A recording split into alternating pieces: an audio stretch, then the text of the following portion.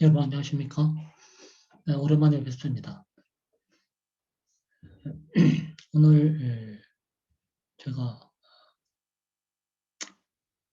동영상을 한번 찍어볼까 하고 이렇게 자리에 앉아봤어요. 네, 오늘 말씀은 저번에 계속 시간이 오래 지나기 때문에 그 전편에 무엇을 말했는가 이런 것들이 잘 연결이 되지 않는 점이 있습니다. 제가 기억하기로는 마지막 동영상에서 오늘날 우리가 처해 있는 여러 가지 시장적 환경이요, 굉장히 어렵게 되어 있다. 제가 강조드리는 것은 가장 어려운 점은 추천할 교회가 없어졌다. 이런 말씀을 드린 적이 있고요.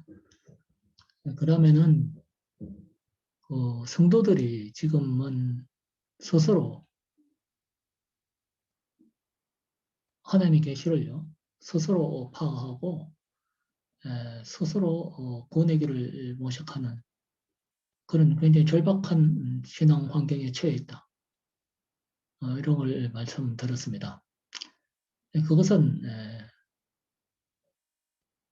하나님의 이 시대에 대한 전음한 종말론적 징계에 관련되어 있다. 이렇게 말씀드렸습니다. 그리고 지금 현재 일어나는 이 코로나나 그리고 전 세계적으로 불고 있는 소위 공산주의 좌파의 덕세 이런 것들을 전부 하나님을 대항하는 세력들이고 마땅히 그런 세력들에 대해서 이 세대 전체가 폐역했다. 그런 세력을 추종하고 있다.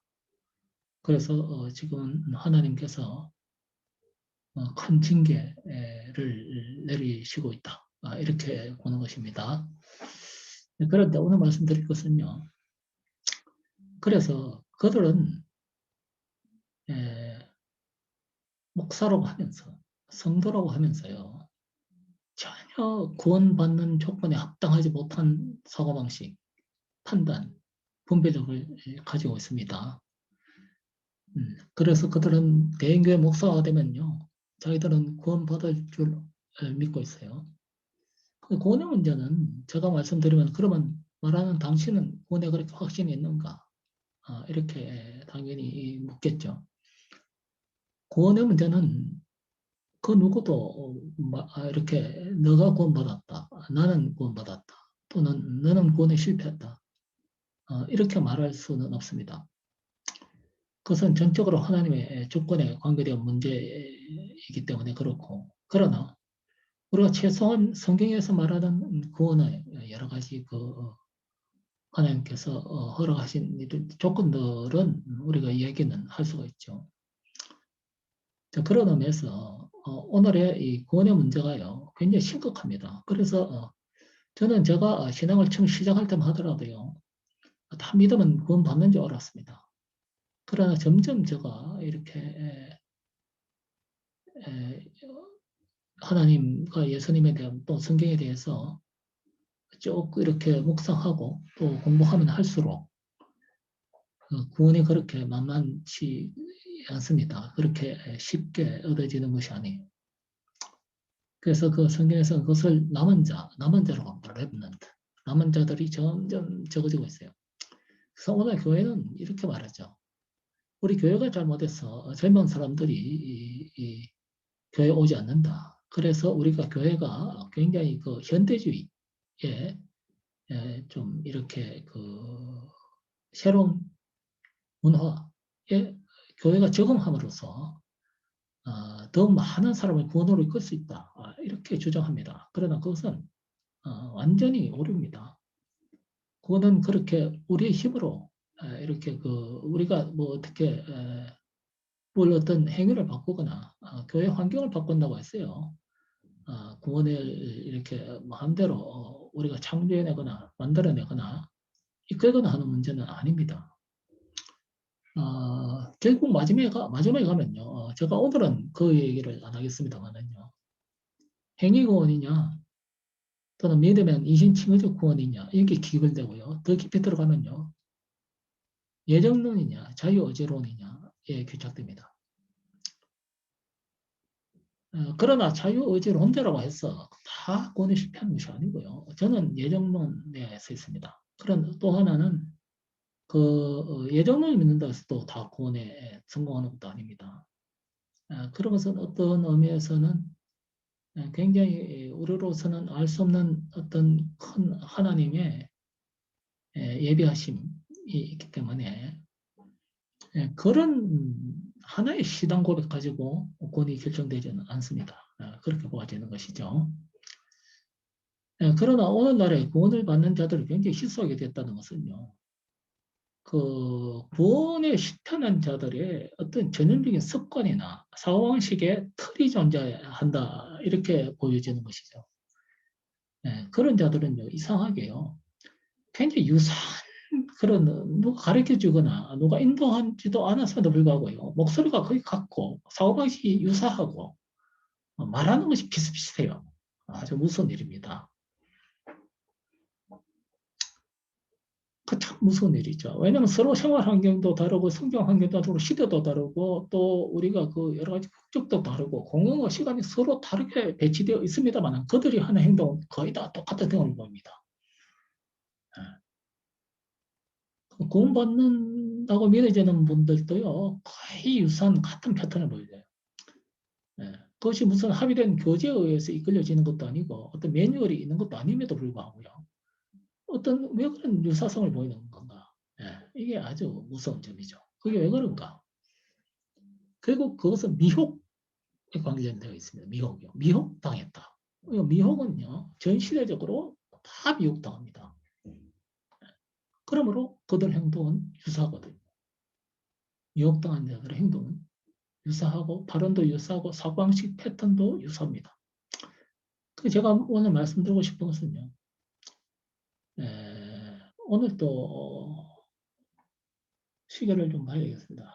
제가 뭐 한번 했다 그러면은 뭐 1시간 이상은 그냥 하는데 왜 이렇게 제가 말주민도 없어도 일단 풀어놓으면요. 밑도 끝도 없이 전개되는 것이 제 장광설입니다.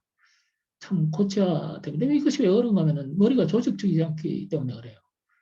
머리가 조직적인 사람들은요. 저희가 오늘 이야기할 것을 딱딱 폭렬 있게 얘기합니다만 저는 그렇게 그 조직적인 훈련을 못 받았습니다. 근데 그것이 꼭 뭐 제가 훈련된 이렇게 말한 스피치 하는 시간은요. 한 1시간 2시간을 연속으로 하는데 제가 아주 오랫동안 익숙해져 있어요. 제가요. 제가 어, 저는 교수가 아니에요. 교수는 아니지만은요. 시간 강사로서 또는 겸임 교수 뭐 이런 타이틀을 가지고 대학교에서 아, 한 20여 년 강의를 했습니다. 강의를 하면서요. 저는 세시간 수업을 항상 제가 농땡이를 아주 좋아하기 때문에 3시간 다 채우지 않아요. 3시간 수업을 하면 보통 50분 하고 10분씩 50분 이렇게 하면 저는 그렇지 않고 논스톱으로 2시간 하고 마칩니다. 2시간 하고 쉬는 시간 없이. 어쩌면 좀 몇십 분 이렇게 땡땡이 치는 거죠. 그런데 익숙해서 그런지 했다 그러면 그냥 1시간 넘기가 있어요. 그래서 오늘 말씀드린 것은요. 급하게 우선 하나만 말씀드리고 최대한 짧게 마치려고 합니다. 먼저 이러한 구원받지 못한 자들요. 특히 목사들 구원받지 못합니다. 목사들 요즘은요. 거의 구원받은 사람 드물어요. 제가 보기에. 지든 구원받은 줄 알고 있습니다. 네, 저도 늘 걱정입니다. 제가 늘 구원받은 게 제일 걱정입니다. 이것은 바울이요. 평생 동안 고민했던 문제입니다. 바울이 내가 모든 사람을 구원하고 내가 구원받지 못하면 무슨 소용이으리 하면서 바울이 아주 자기의 구원 문제에 고민하고 있습니다. 평생요. 그런 바울 같은 위대한 사도들도 자기의 구원 문제에 대해서요. 아주 고민했습니다. 그것은 그냥 고민한 게 아니에요. 그리고 또 내가 괴수 중에 괴수다. 이것은 말하자면 뭐 다른 사람을 갖다가 스스로 회개하는 모습을 보여서 다른 사람 하여금 어떤 신앙적 호응을 이끌려고 하는 그런 빈말이 아니었습니다. 자기가 괴수였다. 라는 것을 통렬하게 자기의 죄인됨을 갖다가 고백하고 있고, 그리고 자기가 끝까지 자기는 자기 마음속에 율법이 자기는 거절하면 할수록 오히려 율법을 어기게 된다. 그 율법 중에 제일 자기가 어기는 게 뭐냐? 탐심이다. 탐심의 문제를 자기 평생 동안 고민했습니다. 바울은요. 결국은 우리가 흔히 말하는 바울이요, 성화의 문제를 고민한 걸 알 수 있습니다. 그리고 오늘날 또 우리가 제일 고민하는 게 뭡니까? 성화의 문제입니다. 성화요. 지금까지 우리가 구원의 갖다가 기준을 삼을 때 가장 따지는 게 그 사람이 저 사람은 기독교에서 굉장히 거룩하고 정직하고 올바르고 또 기독교의 율법적인 데서도 완전하고 또 신약이 가르치는 많은 기독교 윤리에서도 어긋남이 없으므로 저 사람은 정말 예수 그리스도의 신앙인의 향기가 품어져 나오는 사람이다. 이렇게 우리가 그걸 가지고 많이 기준으로 삼기도 하고 또 자기가 그런 사람 되기 위해서 이제 노력도 하고 이런 거룩과 성화의 문제를 갖다가 지금까지는 그렇게 중요한 과제로 이렇게 우리가 고민했고 했습니다. 그러나 지금 볼 때는요, 그것은 오히려 행복한 고민이었어요. 그것은 오히려요. 지금 이 시에 보면요, 이 시는 성화보다 훨씬 더 구원에 미치는 중요한 요소가 있다는 것을 점점 드러내는 그런 세대입니다. 그것이 뭔가면요, 분별입니다. 분별. 아무리 그렇게 돼도요, 분별하지 못하면 구원에 이르지 못한다는 것이 점점 명확해지고 있어요. 그럼 뭐가 분별입니까? 바로 이런 거죠, 뭐. 자, 여호와의 증인. 우리보다 훨씬 거룩합니다. 우리 개신교도들요, 이 교회에 정통 교단으로 일컬리는 성도보다 평균적으로 훨씬 거룩한 생활을 하고 있습니다. 거룩하고요, 정결하고 또 깨끗하고 이런 생활을 하고 있어요. 예? 많은 이단들이 다 그렇게 생활하고 있습니다. 또, 평균적으로 훨씬 그래요. 천주교들만 하더라도요, 우리 그 개신교들보다 훨씬 깨끗합니다. 생활이요. 훨씬 깨끗해요. 제가 보면 그래요. 제가 보면. 여호와의 증인 얼마나 거룩한지 모릅니다. 안식일교도 다 거룩하고 몰몬교인도 거룩합니다. 우리보다 훨씬 더 윤리적입니다. 자, 그런데 우리가 흔히 우리가 구원론에 있을 때 이단이 되면 구원받을 수 없다. 이렇게 하고 우리는 서슴없이 그들을 이단이라고 정죄합니다. 그럼 그들의 거룩은 어디 갑니까? 그들이 그 이단들의 거룩은 그 향하는 표적이 어디 있습니까? 사망아, 내 쏘는 것이 어디 있느냐? 그들의 거룩한 행위는 우위의 것인가? 우위의 것이죠. 어떻습니까? 그럼 그들은 아무리 그렇게 봤자 구원의 조건에서 탈락합니다. 그럼 그들에게 무엇이 문제가 있습니까? 분별하지 못했다는 거죠. 분별하지 못했답니다. 자기가 이단에 있으면서요, 이단은 분별하지 못한 거예요. 자, 그러면 어느 것이 우선입니까? 성화가 우선입니까? 분별이 우선입니까? 분별이 우선입니다. 그러나 오늘 이 시대는요, 전혀 분별하지 못하는 세대예요. 목사가 분별하지 못합니다. 전혀. 예, 예. 성경이 어떻고 예수님이 어떻고요, 이신치가 어떻고 맨날 가르치면서요. 자기 자체는 전혀 분별하지 못해요. 성도도 마찬가지예요. 이 교회가 성전이 아닌가, 이 교회가 교회인가 아닌가도 분별하지 못해요. 제가 얼마 전에 어떤 그 유튜브 들어가니까요, 우리 한국에서 제일 지독하고 제일 작용화된 목사의 그게 팔로워가 7만 명이요. 예? 유튜브예요. 예? 무슨 뭐 새벽 무슨 기도 그런데요, 들어가 보면 그 댓글이 달렸는데 내가 이렇게 한번 딱 들어갔어요. 보니까 야, 기독교에서 쓸 수 있는 아주 그 기독교의 그 가장 핵심되는 용어들이 있죠. 사랑, 자비, 기도, 또 축복. 이런 댓글 넣어서 그 목사를 찬양하고 목사님께서 제가 기도합니다. 목사님 아름다운 그 말씀을 듣고 오늘의 힘을 얻습니다. 목사님 말도 이 시대의 등불입니다. 이렇게 달립니다. 팔로워 7만 명이 그 댓글을 달고 매일 그분의 유튜브 방송 들으면서요. 있다고.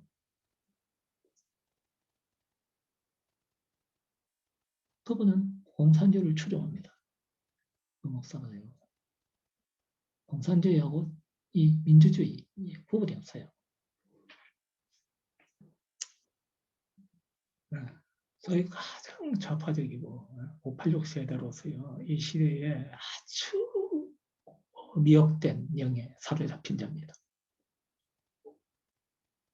그들이 아무리 그 아름다운 기독교의 위대한 가치를 가지고 기도한다 할지라도 그들의 구원이 있는가? 제가 있다 없다 말은 안 합니다. 있다 없다. 그 사람 구원 받았다 안 받았다라는 말은 제가 하지 않겠습니다. 왜냐하면 그 최후까지 모르기 때문에 그래요. 그 사람이 언제 회개할지도 모르고 언제 하나님과의 관계가 정상화될지는 아무도 모르기 때문에 지금 그렇게 섣불리 이야기할 때가 아니에요. 그리고 그것이 시당이 약할 때는요. 누구나 미혹당할 수 있어요. 미혹당할 수 있기 때문에 그분들을 구원을 가지고 우리가 비난하거나 단정적으로 그분들의 구원에 대해서 제가 여기서 판정할 수는 없습니다만 대체로 그분들은 구원에 실패합니다. 구원에 실패. 그 하나님의 것이 아니기 때문에 공산주의를 추정하고 이러면요. 그 하나님에 대항하는 겁니다. 명백히 하나님께 대항합니다. 그 사람들은 하나님을 갖다가 그 공산주의를 왜 추정하냐? 자기들은 공산주의를 추정하는 것이 아니고 공산주의에 들어가서 그 믿지 않는 자들을 하나님께 돌리려고 하면요. 이념은 필요 없다는 거예요. 공산주의, 사회주의, 민주주의 다 필요 없다는 거예요. 그 이념은 구원하고 아무 상관없다. 이렇게 주장합니다. 그런 사람들이 WCC에 가담하거든요. WCC 가담하는데 물어보면 똑같은 대답합니다. 어떻게 너 왜 WCC에 가담하는가? 이렇게 물어보면 뭐라고 대답하는지 아세요? 아니 내 형제가 저렇게 지옥에 갈 길을 걷고 있는데 어떻게 가만 보고 있냐? 우리가 들어가서 구해야 된다. 이렇게 주장합니다. 그러나 제가 누차 이야기했다시피요. 그런 가당치 않아요. 그거는 속임수입니다. 속임수요. 그런 교회를 파멸시킵니다. 파멸시키고 있고요. 그리고 지금 많은 대형교회 목사들은요. 그렇게 지금 자기들은 그렇게 착각하고 있죠. 성도들이 구름같이 모여있기 때문에 자기는 하늘나라에서 큰 상급을 받을 길로 믿고 있습니다. 그러나 각자 1대1로요. 하나님 앞에서 대면할 날이 옵니다. 고독하게. 아무도 도와주는 사람 없고요. 아무리 자기 아내, 자기 자식도 필요 없어요. 하나님 없을 때는 단독자, 자기 홀로 섭니다.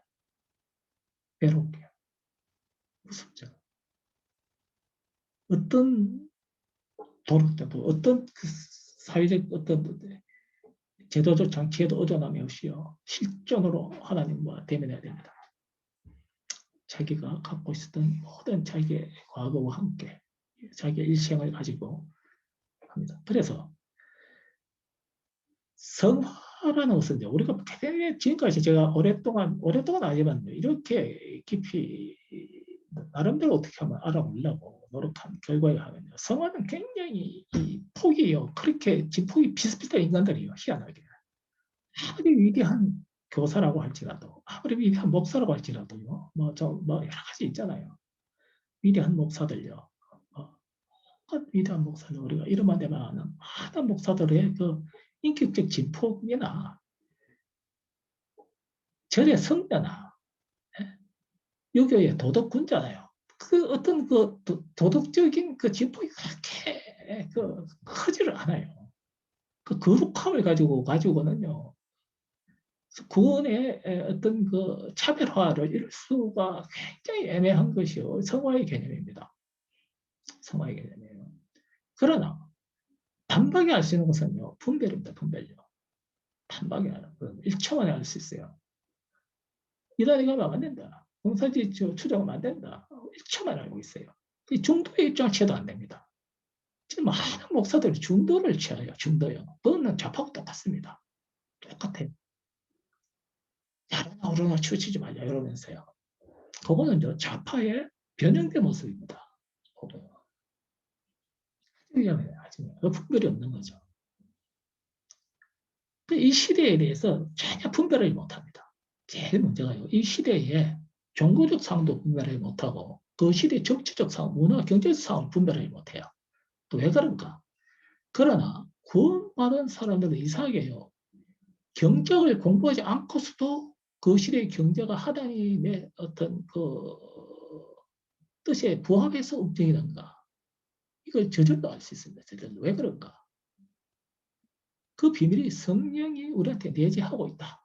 이렇게 우리가 믿기 때문에 그렇습니다. 우리가 분별하는 것이 아니라 그래서 예수 그리스도께서 베드로한테 물었습니다. 저 사람이 나를 누구라냐? 하나님의 살아계신 하나님의 아들이시다. 이렇게 베드로 고백하자 예수님이 뭐라고 그럽니까? 그 네가 한 말이 아니다. 성령께서 한 말이다.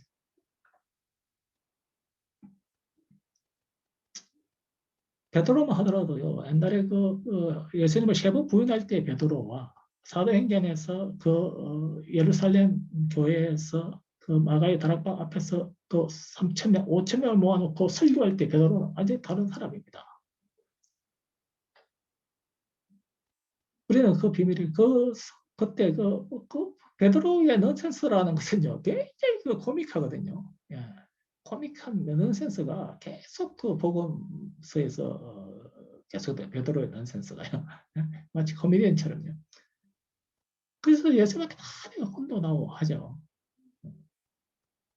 그걸 하면서도 결국은 베드로는 그 위대한 사도로서요. 그 한 번의 설교로 3천 명, 5천 명을 강화시키는 위대한 능력을 갖게 됩니다. 그것이 성령의 역할이거든요. 그래서 성화의 문제도요, 여러분, 자꾸 어떤 성화가 자기 개인의 자유의지로부터 성화를 이끌 수 있다, 이렇게 자꾸 주장하고 이런데, 그거 다 헛소리입니다. 여러분, 굉장히 쇼키한 얘기를 오늘 제가 잠깐 하자면요. 기독교는 내가 기독을 믿게 되면 내가 거룩하게 되고 선하게 되고 착하게 사는 것을 그 방법을 깨달을 수 있고 그런 인간으로 변화될 수 있다고 가르치는 것은 다 가짜입니다. 최소한도 제가 아는 기독교인들은 기독교는 반대예요. 반대예요. 2000년 동안의 거짓말이 뭡니까? 기독교를 믿으면 내가 훌륭해지고 거룩해지고 더 다른 사람보다 윤리적으로 하나님이 가르치는 대로 살 수가 있다. 라고 가르치지만요. 기독교 지도는 그 반대입니다. 내가 기독교를 알면 알수록 넌 도저히 선하게 살 수 없다는 것을 깨닫는 것이 그게 기독교입니다. 내가 예수를 믿으면 믿을수록 내가 도저히 나는 가망이 없다는 것을 깨닫는 것이 기독교입니다. 그런데도 많은 목사들이요. 마치 자기도 그렇게 거룩한 척, 자기도 그렇게 이미 그렇게 거룩해서 다른 사람 하여금 윤리적 지도가 가능하고 거룩하게 살아라 이렇게 선포가 가능한 사람처럼 스스로 착각하고 있는 거예요. 50보 100보입니다. 50보 100보요. 그러나 그렇다고 그럼 성화가 없느냐? 아니죠. 성화가 있습니다. 누구의 성화입니까? 성령께서의 성화예요. 우리는 신화의 연조가 무시할 수 없다는 것은요. 성령과 오랫동안 교제하게 되면요. 어떤 사람은 빨리 그 예수 그리스도의 장성함이 충만한 분량까지요. 우리가 성장해 가야 된다 할 때 성장의 개념이거든요. 기독교는요. 마치 이 겨자씨 하나가 큰 나무를 이루는 과정 속에 또 천국은요.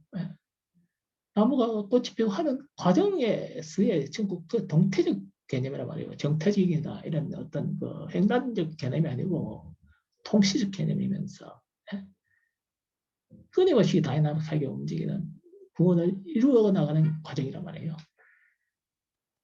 그 과정에서 계속 우리가 부딪히는 것이요. 우리가 갖고 있는 죄성과 우리의 능력의 한계, 그리고 우리 자유의지의 무상함.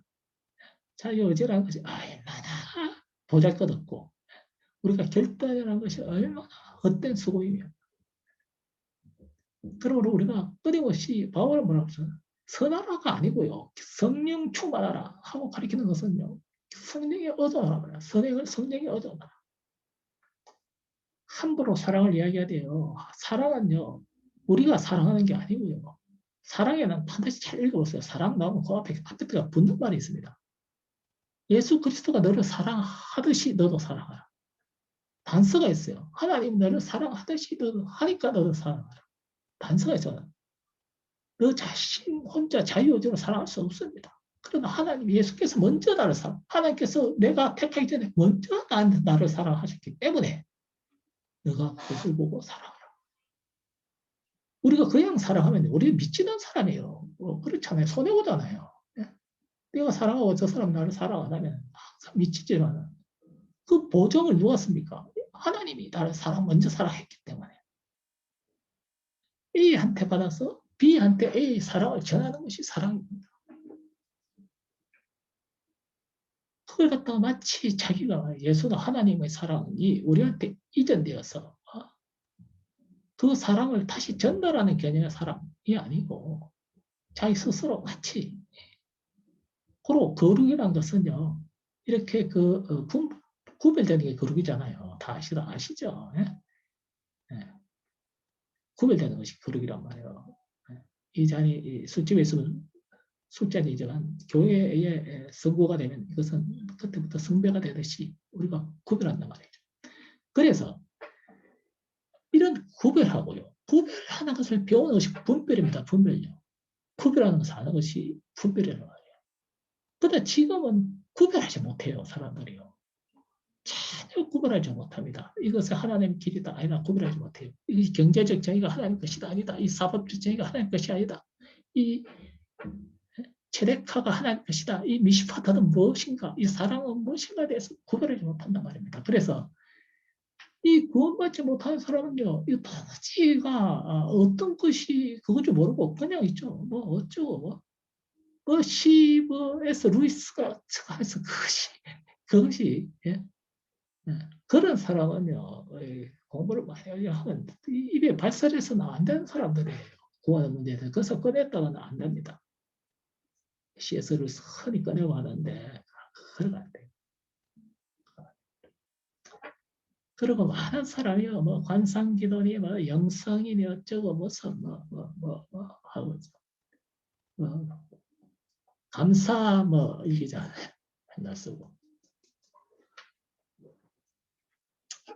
그거 쓰게 되면요 신앙이 늘어나는 거죠. 안 그렇습니다. 큐티 많이 하면 신앙이 늘어나는 거죠. 안 그렇습니다. 큐티 우리가 흔히요 기독교가 우리한테 적용할 수 있는 가치관은 몇 개 안 돼요. 몇 개 안 돼요. 뭐 사랑, 회개 이 두 가지만 있으면 충분합니다. 그것만 두 개만 묵상해도 충분한데 온갖 걸 가지고 그걸 매일 보고 뭐 이것이 오늘 나한테 주고 그것이 경영에도 적용해보고 자기 장사할 때 적용하고 이러는데 그런 것들은 여러 가지 삶에 이렇게 지혜는 줍니다. 지혜요. 그것이요. 지혜는 주지만은 적용할 수도 있어요. 적용할 수도 있고 그거 가지고 뭐 여러 가지 우리가 빗대어서 우리 나한테 주는 말씀으로 이렇게 묵상하는 것이 그렇게 나쁘지 않습니다 말이죠. 흔히 그런 묵상에서는요 우리가 늘 경계하면서 그 자기가 탐심에 기쳐 있기 때문에요. 그것은 탐심을 이루기 위한 하나의 그 수단으로 사용되기가 쉽단 말이에요. 경계해야 됩니다. 그런 것들, 그런 쓸데도 없는 것들을 하고. 그렇게 우리가 또 하나, 우리가 흔히 다른 사람 보기에 우리 자신이 거룩해지고 기독교에서 차별의 모습을 보이고 싶다 하고 우리가 어떤 보다 나은 삶의 어떤 이렇게 사상적 지혜를 얻기를 원하시거든요. 차라리 성경을 보지 말고 영신보감 같은 거 보면 훨씬 풍부하게 나와 있습니다. 삶의 지혜가요. 영신보감이나 노노 맹자 이런 것도 맨날 이거 잡지 쉼터 잡지 이런 것들요. 그리고 흔히 요즘 그 목사들 인용하는 수많은 세속적인 책들 보면요. 예화나 간증을 통해서 우리가 아주 그 순간적으로 그 감동을 주는 여러 가지 그 성경의 또 삶의 지혜들요. 삶에요. 그걸 얻을 수가 있습니다.